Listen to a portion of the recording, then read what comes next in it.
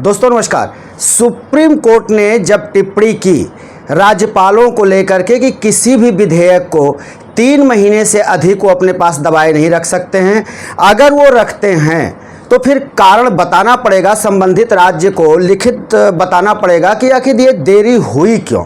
और इसी के साथ ही उन्होंने लगे हाथ जो है राष्ट्रपति के साथ भी यही बात आ गई कि किसी भी विधेयक को 3 महीने से अधिक नहीं लटकाया जा सकता है। उसके ऊपर या तो उसकी संस्तुति हो या न हो, या उसको माने राज्यपाल या राष्ट्रपति माने या न माने, वो तो 3 महीने के अंदर करना है। लेकिन अब जब ये टिप्पणी सुप्रीम कोर्ट के सीजीआई के तरफ से आ गई तो उसके बाद से अब राजनीति भी गर्म हो गई है और राजनीतिक गलियारे में लेकर इसको चर्चाएं आम अब हो गई हैं। उधर भारतीय जनता पार्टी के सांसद निशिकांत दुबे ने कहा कि इस तरह से करके सुप्रीम कोर्ट देश में सांप्रदायिक हिंसा कराना चाहता है, गृह युद्ध कराना चाहता है। अब अखिलेश यादव भी सपा के मुखिया वो भी इस मैदान में आ गए। उन्होंने कहा कि भारतीय जनता पार्टी के लोग ऊपर की सह से लगातार ऐसे बयान देते हैं जिससे कि देश का माहौल बिगड़ता है।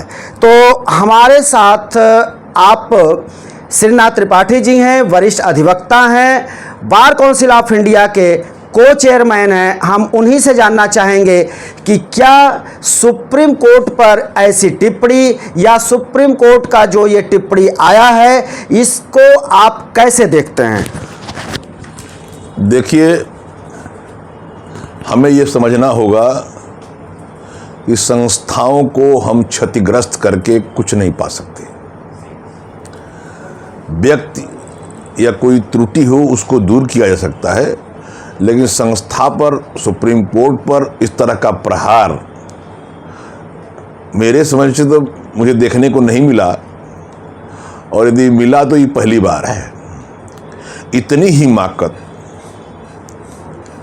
एक तरफ आप कहते हैं कि आर्टिकल 142 सुप्रीम कोर्ट के पास विशेषाधिकार है। जिन शब्दों का प्रयोग किया गया मैं दोहरा नहीं सकता उसको।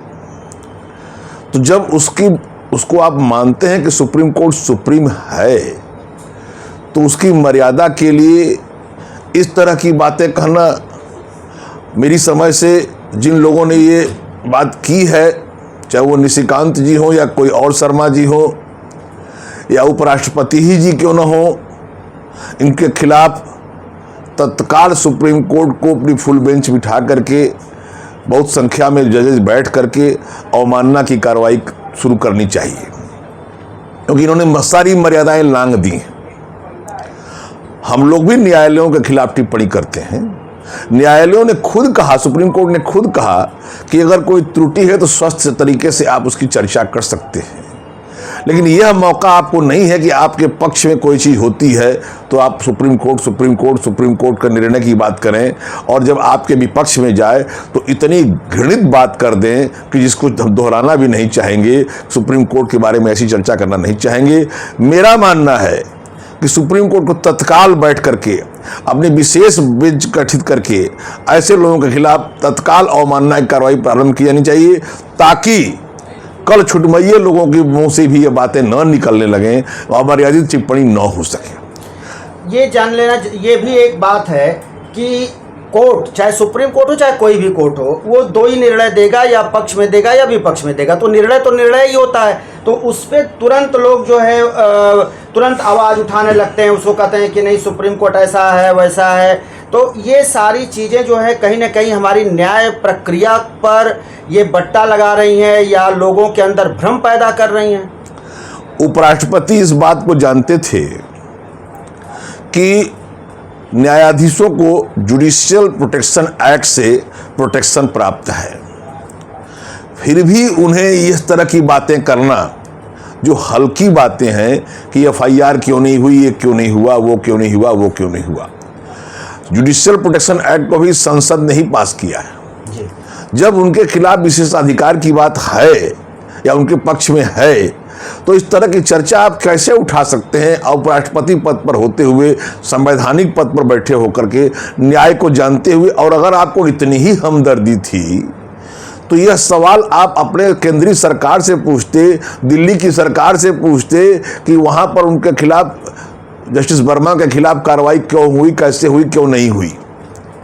और यह बात आप पब्लिक फोरम पर उठा रहे हैं। पब्लिक फोरम पर उठा करके क्या दिखाना चाहते हैं कि आप न्यायालय को, हम लोग जस्टिस वर्मा के साथ नहीं हैं।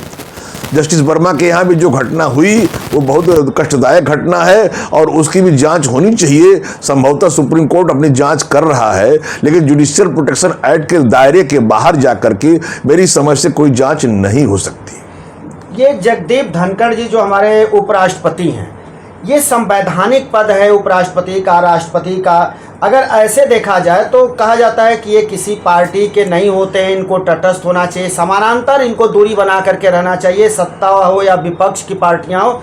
लेकिन फिर भी इस तरह से ये जो हमारे उपराष्ट्रपति हैं लगातार ये बयान देते आते हैं, तो इससे जो है क्या संदेश जा रहा है लोगों के बीच? देखिए, राम मंदिर हो, आर्टिकल 370 हो, जब आपके पक्ष में कोई बात आती है तो विपक्ष की बात को आप इसको कहकर काटते हैं कि साहब सुप्रीम कोर्ट ने निर्णय दे दिया है। और अब जब आप यह नहीं समझ पाते कि आपके पक्ष में आ रहा है तो आप इस तरह की बात करें कि यह गलत है, असंवैधानिक है, अवैधानिक है। इससे आगे जाकर के आप न्यायमूर्तियों के खिलाफ व्यक्तिगत टिप्पणी करने लगे, यह तो और घृणित है और गंदा है।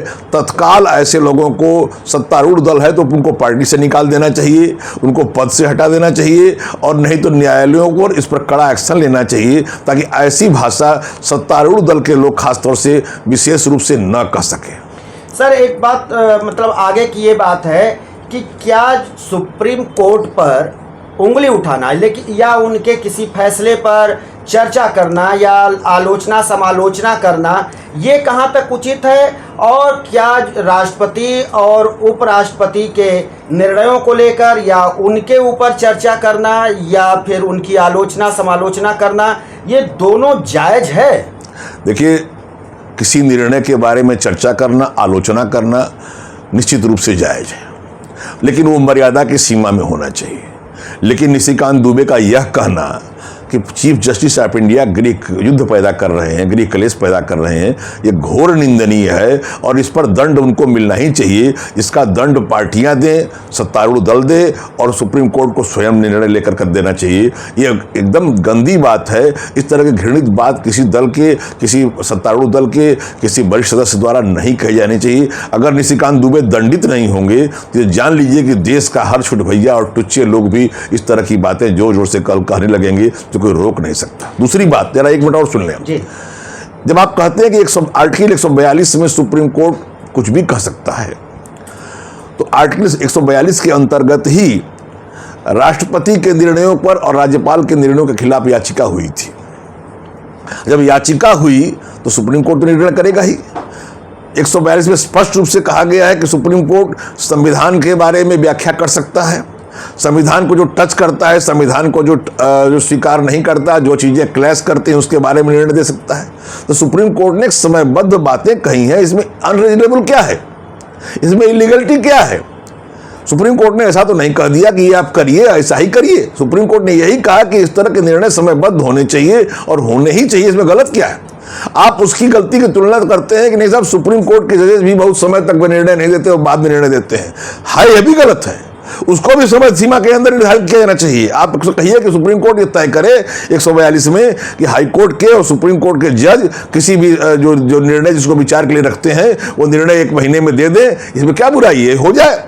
लेकिन आप गलती की तुलना गलती से करके गलत बात को गलत सही नहीं कर सकते, ये बिल्कुल गलत है। राष्ट्रपति हो या इस देश का राज्यपाल हो, सब नियम और संविधान के अंतर्गत आते हैं और संविधान के अंतर्गत समयबद्ध रूप से निर्णय होना ही चाहिए। ये बिल्कुल सही है। सर देश तो वास्तव में कानून से चलेगा, किसी नेताओं के बयान से नहीं चलेगा। लेकिन निशिकांत दुबे तो अक्सर ये सदन के अंदर सदन के बाहर इस तरह के बयान देते हुए दिखाई देते हैं और पार्टी कभी उनके ऊपर आज तक कार्रवाई नहीं की। अब विपक्ष की तरफ से ये आवाज़ उठ रही है कि निशिकांत दुबे पर कार्रवाई करे बीजेपी, या तो फिर ये स्वीकार करे कि उसके सह पर ही ये सब निशिकांत दुबे कर रहे हैं। देखिए, पार्टी का कोई भी कार्यकर्ता हो, ये विश्वास करिए और जानिए कि सह पर ही बोलता है वो। उसकी हिमाकत या हैसियत नहीं है। जब उनको हर भाषा में मोदी जी मोदी जी मोदी जी मोदी जी गायन करना है तो ये जान लीजिए कि बिना ऊपर के सह के इस तरह के बयान नहीं आते हैं। और ख़ास तौर से सुप्रीम कोर्ट के खिलाफ इस तरह का बयान निशिकांत दुबे का अपना बयान नहीं हो सकता। ये पार्टी का बयान है, ये सरकार का बयान है, और अगर उनका बयान है तो दंडनीय है। उसको अब तक पार्टी ने उनको निकाला क्यों नहीं अपनी पार्टी से। सर्वोच्च न्यायालय देश का सबसे बड़ा न्यायालय है। अगर उसी पर सवाल खड़ा हो जाए और लोगों का वहीं पर विश्वास है, और सच में देखा जाए तो सर्वोच्च न्यायालय ही अगर ये लोकतंत्र की जो अभिरक्षा है वो वास्तव में ये सुप्रीम कोर्ट ही करता है। ऐसे में जो है ये हास्यास्पद नहीं लगता है कि जब इस तरह के छुटभैये नेता या कोई सांसद कहता है कि अरे राष्ट्रपति जो है सर्वोच्च न्यायालय के मुख्य न्यायाधीश का शपथ ग्रहण कराता है तो राष्ट्रपति ऊपर हुआ। ये भी एक बात आती है कि राष्ट्रपति शपथ ग्रहण करा दिया तो वो सर्वोच्च हो गया। देखिए, सबसे ऊपर संविधान है, इसको आप जानिए। और संविधान ने अगर 142 में ये पावर दे दिया है माननीय सुप्रीम कोर्ट को, तो ये आप समझिए कि वो संविधान के मुताबिक सबसे ऊपर सुप्रीम कोर्ट है। सुप्रीम कोर्ट ने कोई नियम नहीं बनाया। जब उसके कोई याचिका गई सुप्रीम कोर्ट में तो याचिका में निर्णय दिया। देखिए, हम लोग ये नहीं कहते, सुप्रीम कोर्ट ने जस्टिस वर्मा के मामले में जहां रुपए बरामद हुए, रुपए जले, उस मामले में सख्त कार्रवाई तत्काल कर दी होती तो शायद और लोगों को ये कहने की हिमाकत न होती। सुप्रीम कोर्ट ने जो अपने दायरे में था वो किया भी। सुप्रीम कोर्ट तत्काल किसी को निकाल नहीं सकता, किसी जज को। सुप्रीम कोर्ट ने न्याय के कार्य करने से उनको रोक दिया है, उनके खिलाफ अपनी जांच कर रही है। सुप्रीम कोर्ट यही कर सकती है, जो और कोई प्रोविजन भी नहीं है किसी हाई कोर्ट जज को तत्काल निकाल कर बहिष्कार कर देना और सस्पेंड कर देना और निलंबित करके और उसके बाद से उसको बाहर कर देना नौकरी से। ऐसा कोई नियम है भी नहीं। जो नियम के दायरे में जो सुप्रीम कोर्ट ने किया वो नियम के दायरे में था ही, ठीक ही था, वो कोई गलत नहीं था। हाँ, सुप्रीम कोर्ट को ट्रांसफर के बारे में भी नहीं बोलना चाहिए था। सुप्रीम कोर्ट को उनको यूपी नहीं भेजना चाहिए था, इलाहाबाद हाई कोर्ट नहीं भेजना चाहिए था। उनको जहां थे वहीं पर एकदम छोड़ देना चाहिए था। जैसे पहले हुए हैं, पूर्ववर्ती जजों के बारे में हुए हैं, उनको किनारे कर दिया गया और किनारे करने के बाद उनको पिक्चर से बाहर कर दिया गया। ये हाई कोर्ट के जो हाई कोर्ट का बार है, इलाहाबाद हाई कोर्ट बार, उसके अध्यक्ष उसके तरफ से इतना जो विरोध प्रदर्शन किया गया है या जो आपत्ति दर्ज कराई गई, उसके बाद कम से कम ये आपको लगता है कि सुप्रीम कोर्ट ने उनको जो है न्यायिक कार्य से विरत रखा? क्या वो दबाव काम किया? नहीं, देखिए, सुप्रीम कोर्ट कर ही क्या सकता है। जस्टिस वर्मा के मामले में जो सुप्रीम कोर्ट ने किया वही अधिकतम सुप्रीम कोर्ट कर भी सकता है, उससे अधिक कर ही नहीं सकता। और जो सुप्रीम हाई कोर्ट इलाहाबाद बार ने जो कार्य किया वो बहुत सराहनीय कार्य किया। उन्होंने एक करप्शन के खिलाफ आवाज़ उठाई जानी चाहिए। ये हमारे वकील के संगठन के द्वारा इस तरह की आवाज़ उठाई जानी चाहिए। हम हाई कोर्ट बार के हर क्रियाकलाप का समर्थन करते हैं। जो उन्होंने किया अच्छा किया। अभी वो 26 को बैठक करने जा रहे हैं, वो भी अच्छा कर रहे हैं। बस एक लास्ट सवाल आपसे है, ये वक्फ बोर्ड को लेकर के सुप्रीम कोर्ट ने एक अंतरिम केवल एक आदेश दिया है। ये कोई आदेश परमानेंट तो है नहीं, ये 5 मई तक के ही प्रभावी है। लेकिन अब इसको लेकर के ये सरकार का पक्ष और मुस्लिम पक्ष ये न करके देश में हिंदू पक्ष और मुस्लिम पक्ष तैयार किया जा रहा है, एक हवा दी जा रही है और दोनों पक्ष जो है अपनी अपनी जीत बता रहा है। ये कैसे हो रहा है? देखिए, सत्तारूढ़ भाजपा दल को हिंदू मुस्लिम करके लाभ होता है, लाभ हुआ है। हिंदुस्तान पाकिस्तान करके लाभ होता है, लाभ हो रहा है। तो अब वो इसके करने के अभ्यासी हो गए। हम ये नहीं कहते कि मुसलमानों ने पास्ट में गलत नहीं किया, आतंक में शामिल नहीं रहे, ये हम नहीं कहते। लेकिन उसका ये मतलब नहीं है अगर उन्होंने गलत किया तो जनता ने उनको हटा दिया। अगर आप भी अति करेंगे तो जनता आप पर भी दिमाग लगाएगी और आपको भी हटा देगी। अति न करिए। उनको इस देश से बाहर नहीं करना है, उनको इसी देश में रह करके समरसता में ले चलना है। गलती जो करे वो दंडित हो, लेकिन समरसता को आप छोड़कर चलेंगे तो उनको आप देश से बाहर नहीं कर सकते। उनको देश से बाहर की बात सोच भी नहीं सकते आप। अब आइए सवाल इसका, आजकल की इलेक्ट्रॉनिक मीडिया पर से विश्वास लोगों का क्यों खत्म हो रहा है? आजकल के यूट्यूब चैनल्स क्यों आगे बढ़ रहे हैं? सिर्फ इसलिए कि उन पर हिंदू मुस्लिम, हिंदुस्तान पाकिस्तान के अलावा कुछ भी नहीं है। इसलिए उन पर विश्वसनीयता भी खराब हो गई है, ख़त्म हो गई है लगभग। इसलिए सुप्रीम कोर्ट को सामने आना चाहिए और सुप्रीम कोर्ट को सामने आकर के कड़े निर्णय लेने चाहिए और सुप्रीम कोर्ट इससे न हिचकिचाए। सुप्रीम कोर्ट एक कार्य और कर सकता है कि जो उसके नीचे के न्यायालय हैं, जिला न्यायालय खासतौर से, इनमें जो करप्शन बढ़ रहा है, जो भ्रष्टाचार बढ़ रहा है, अगर इन पर सख्ती करेगा तो सुप्रीम कोर्ट का सम्मान और बढ़ेगा। धन्यवाद। जी, आपको बहुत बहुत धन्यवाद। आपने इतना समय निकाला, व्यस्ततम आपके समय होते हैं, लेकिन फिर भी आपने इतना समय निकाला, इसके लिए धन्यवाद।